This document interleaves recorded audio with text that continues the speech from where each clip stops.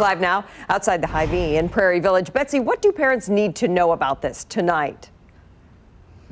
Well, first you need to know all the places that are going to begin doing this tomorrow. Hy-Vee said so, CVS said so, Johnson County Department of Health and Environment just told us an hour ago they're going to start tomorrow. A lot more will probably be joining on. That's because the CDC Special Advisory Committee, or I should say Advisory Committee on Vaccines, gave the green light tonight, and so this is going to get started here first thing when they open tomorrow.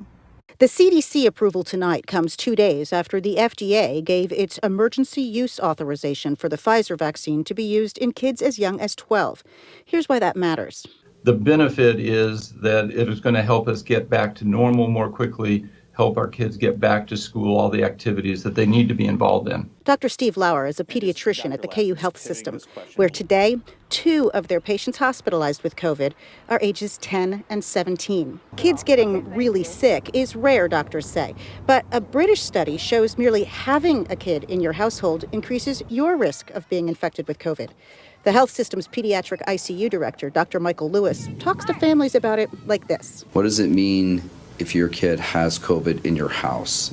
Not looking at it in a vacuum for just your child, but what does it mean in your home? What that generally means is more risk to others and more confinement, including in-person school and activities on hold. Doctors say the bigger picture for getting kids vaccinated isn't just about keeping them from getting sick, but about keeping overall spread in check so that the kids can keep doing what they enjoy.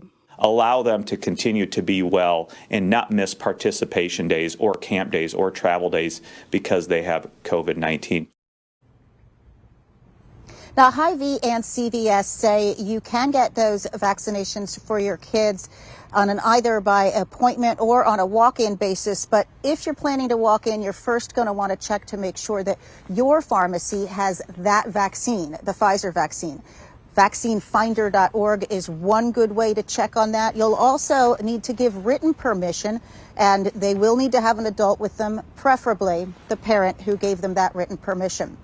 On the note of vaccines, though, one other thing that the doctors mentioned tonight is that other vaccines are important for these kids as well. They're especially urging kids to get the HPV vaccine. And as you're scheduling all that out, you need to consider that the recommendation is to place a 2-week space between the COVID vaccine and any of those other vaccinations.